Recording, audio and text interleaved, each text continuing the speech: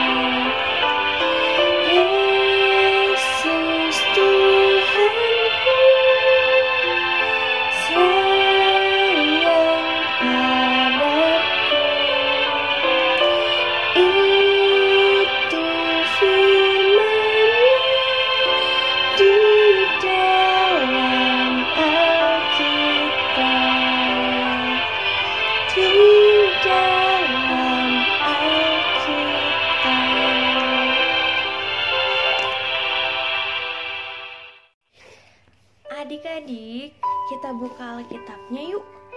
Kita buka dari Mazmur 5 ayat yang ke-12. Kakak Aurel bacakan ya untuk adik-adik. Mazmur minggu ini terambil dari Mazmur 5 ayat yang ke-12. Tetapi semua orang yang berlindung padamu akan bersukacita. Mereka akan bersorak-sorai selama-lamanya, karena Engkau menaungi mereka, dan karena Engkau aku bersukaria. Orang-orang yang mengasihi nama-Mu. Amin. Kita mau dengerin cerita nih. Cerita di minggu ini akan dibawakan oleh Kakak Mary. Silakan Kakak Mary. Selamat pagi adik-adik, apa kabar? Nah, pagi hari ini adik-adik bersama Kak Mary. Dan sebelum kita memulai, mari kita tundukkan kepala, lipat tangan, dan tutup mata untuk kita berdoa. Bapa yang baik, terima kasih karena kasih setia Tuhan buat kami. Sebentar kami akan mendengarkan cerita tentang firman-Mu. Kiranya kami boleh mengerti akan cerita yang akan kami dengar, dan kami boleh melakukannya juga dalam kehidupan kami sehari-hari. Terima kasih Tuhan Yesus yang baik. Amin. Nah, adik-adik, cerita pada hari ini diambil dari Ulangan pasal 4 ayat 1 sampai 13. Mengamalkan perintah Tuhan. Oh, di Ulangan ini ternyata ada cerita tentang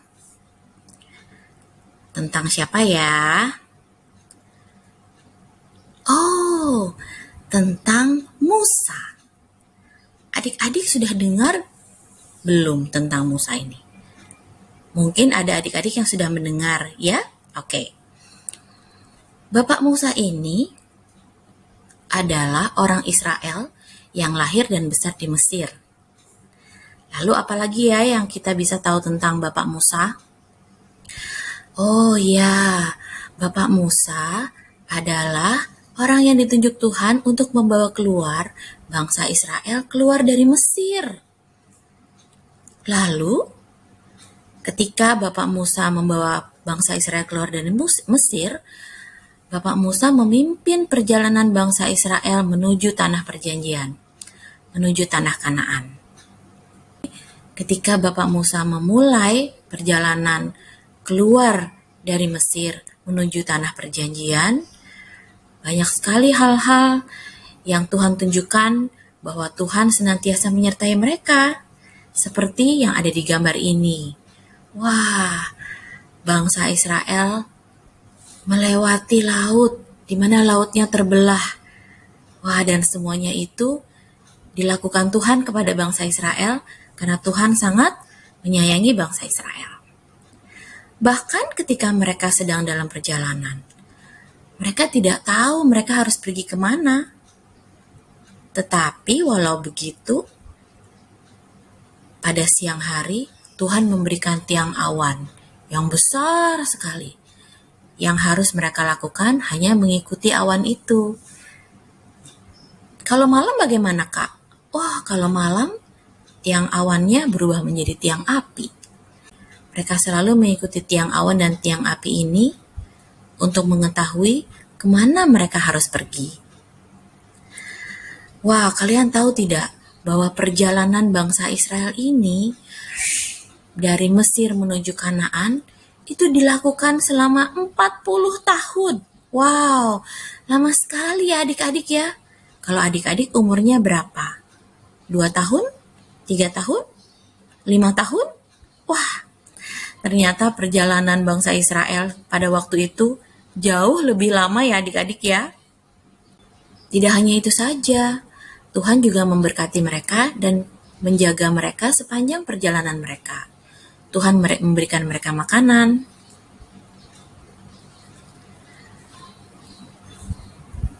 dan juga Tuhan memberikan minuman untuk mereka. Luar biasa ya adik-adik ya.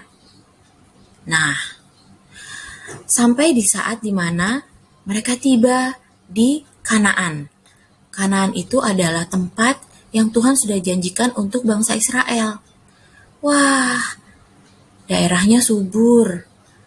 Setelah 40 tahun, bangsa Israel sangat gembira dan sangat ingin memasuki tanah Kanaan. Tetapi sebelum bangsa Israel ini memasuki tanah Kanaan, Musa mengumpulkan mereka dan Musa memberikan mereka pesan-pesan tentang apa yang harus mereka lakukan ketika mereka ada di tanah Kanaan. Jadi, Musa mengingatkan kembali bangsa Israel bahwa ketika mereka nanti ada di tanah Kanaan, mereka harus selalu mentaati firman Tuhan. Mereka harus ingat selalu 10 perintah Allah yang sudah diberikan kepada Tuhan oleh Musa. Semua itu harus selalu mereka taati. Jadi, bangsa Israel harus selalu menaati perintah Tuhan ketika mereka sudah berada di Kanaan. Itu pesan Bapak Musa kepada mereka. Musa sendiri juga taat kepada Tuhan adik-adik. Adik-adik tahu tidak bahwa pada saat itu, Musa tentu saja seperti bangsa Israel yang lain sangat ingin untuk memasuki tanah Kanaan dan tinggal di sana. Tetapi Tuhan memberikan perintah yang lain kepada Musa. Pada saat itu Tuhan berkata bahwa Musa tidak boleh masuk ke tanah Kanaan. Jadi yang lain saja. Musa tidak akan ikut bersama-sama dengan bangsa Israel untuk tinggal di tanah Kanaan. Musa sedih karena ia juga ingin untuk tinggal di Kanaan. Tetapi Musa taat kepada Tuhan. Ketika Tuhan berkata bahwa Musa tidak akan memasuki tanah Kanaan, Musa mengikutinya. Dan Musa berkata kepada mereka, bangsa Israel, bahwa kalian pergi dan aku tidak akan ikut bersama kalian. Begitu kata Musa. Sedih ya adik-adik, tetapi Musa tetap taat kepada Tuhan. Itu yang mesti kita ingat. Apapun yang dilakukan, Musa mentaati perintah Tuhan. Kita juga begitu adik-adik. Kita juga harus taat kepada Tuhan. Kita mohon bimbingan Tuhan supaya kita selalu dapat mengikuti perintah Tuhan. Supaya kita selalu bisa menjadi anak yang baik. rajin membaca Alkitab. Adik-adik mungkin belum bisa membaca, tapi adik-adik bisa minta tolong mama atau papa atau oma atau opa untuk membacakannya buat adik-adik. Dan juga rajin sekolah minggu. Walaupun sekolah minggu tidak dapat dilakukan di gereja seperti biasanya, tapi seperti saat ini adik-adik bisa mengikuti sekolah minggu melalui kanal YouTube. Atau kakak-kakak yang sudah besar bisa mengikuti kelas sekolah minggu ibadah Minggu Pelayanan Anak GPIB Jemaat Menara Iman melalui Zoom. Tidak hanya itu saja, itu semua tidak ada artinya kalau adik-adik juga tidak melakukannya dalam kehidupan sehari-hari, seperti misalnya membantu mama dan papa di rumah. Membantu apa? Apa saja yang bisa adik-adik lakukan? Oh, kalau adik-adik sudah cukup besar dan bisa menyapu, boleh. Atau melakukan apa saja yang bisa adik-adik lakukan, seperti membereskan mainan sesudah main, meletakkannya kembali, atau ketika mama papa sedang sibuk, adik-adik bisa bermain bersama kakak atau adik. Wah, atau juga mencuci piring kalau adik-adik sudah cukup besar. Nah, banyak hal yang bisa adik-adik lakukan. Salah satu bagian dari taat kepada Tuhan adalah juga taat pada protokol kesehatan. Saat ini, kita bersama-sama menjaga supaya kita semua dapat selalu sehat dan terhindar dari COVID-19.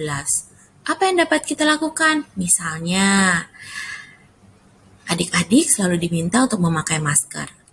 Pakailah masker dengan baik, dengan benar. Selalu rajin mencuci tangan.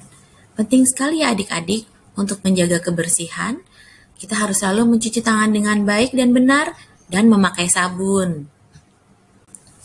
Selalu menjaga jarak. Ya, betul. Selalu jaga jarak, paling tidak 1,5 meter. Terutama kalau adik-adik ada di luar rumah. Nah, berada di dalam rumah. Oke, bersama-sama dengan papa, mama, kakak, adik, dan keluarga semua. Saat ini mungkin sebagian besar dari adik-adik belum mulai sekolah. Karena itu, tetap ada di rumah supaya kita semua aman. Nah, menghindari kerumunan. Adik-adik kalau memang tidak perlu keluar rumah. Dan kalaupun memang harus keluar rumah, coba lihat. Kalau terlalu banyak orang, adik-adik bisa ingatkan papa atau mama. Jangan di sana. Nah, ini semua adalah protokol kesehatan yang harus kita taati adik-adik. Dengan taat pada protokol kesehatan, itu juga menunjukkan bahwa kita taat kepada Tuhan. Karena pemerintah adalah wakil dari Tuhan. Begitu ya adik-adik ya. Jadi, seperti Bapak Musa dan bangsa Israel yang taat pada Tuhan, kita juga selalu taat pada Tuhan. Terlebih pada masa pandemi ini, kita juga taat pada protokol kesehatan. Nah, demikian cerita dari Kak Mary hari ini. Terima kasih adik-adik. Dan sebelum kita mengakhirinya, mari kita tundukkan kepala, tutup mata, lipat tangannya, kita berdoa. Bapa yang baik, terima kasih karena Tuhan sudah mengingatkan kami bahwa kami harus selalu taat kepadamu. Dan tolong kami supaya kami boleh melakukannya dalam kehidupan kami sehari-hari. Supaya kami boleh selalu taat pada protokol kesehatan pada masa pandemi ini. Terima kasih Bapa di surga yang baik. Kiranya kami boleh selalu menyenangkan hati Tuhan dan boleh senantiasa menjadi berkat dimanapun Tuhan menempatkan kami. Terima kasih Bapa. Dalam nama Tuhan Yesus kami berdoa. Amin. Nah, demikian adik-adik. Terima kasih. Sampai bertemu kembali. Tuhan memberkati adik-adik senantiasa. Selamat hari Minggu. Bye. Nah, adik-adik, pasti sudah mendengarkan firman Tuhan dengan baik dan benar ya. Jangan lupa dibuat aktivitasnya. Wow, kita sudah dalam penghujung ibadah nih. Kita mau nyanyi satu lagu.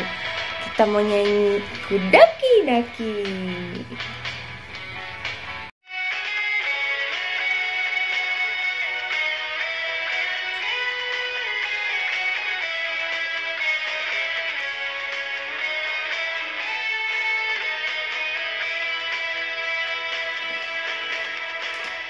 daki, daki, daki, daki gunung yang tinggi. Ku turun, turun, turun, turun lembah yang dalam. Ku melintasi padang rumput hijau membentang. Yesus besertaku. Ku terbang, terbang, terbang, terbang luar angkasa. Selam, selam, selam, selam dalam samudra. Ku dayung, dayung, dayung, dayung perahu di sungai. Yesus besertaku, di kanan kau ada, di kiri kau ada, di atas dan di bawah kau ada, di suka kau ada, di duka pun kau ada, karena Engkaulah Yesusku.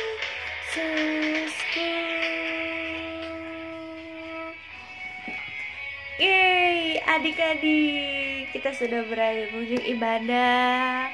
Kita mau berdoa nih adik-adik. Yuk semuanya lipat tangannya, tutup matanya. Tuhan Yesus yang baik, terima kasih Tuhan, kami sudah mendengarkan firman Tuhan. Sebentar lagi kami akan kembali beraktivitas. Tuhan pimpin kami hari lepas hari. Terima kasih Tuhan. Kiranya Tuhan boleh memberkati kami semua. Biarlah kasih setia Tuhan boleh menyertai kami hari lepas hari. Dalam nama Tuhan Yesus, kiranya kita di minggu depan dapat beribadah kembali. Terima kasih Tuhan Yesus. Kami sudah berdoa dan mengucap syukur. Amin. Adik-adik, jangan lupa ya aktivitasnya dibuat. Selamat hari Minggu. Tuhan Yesus memberkati.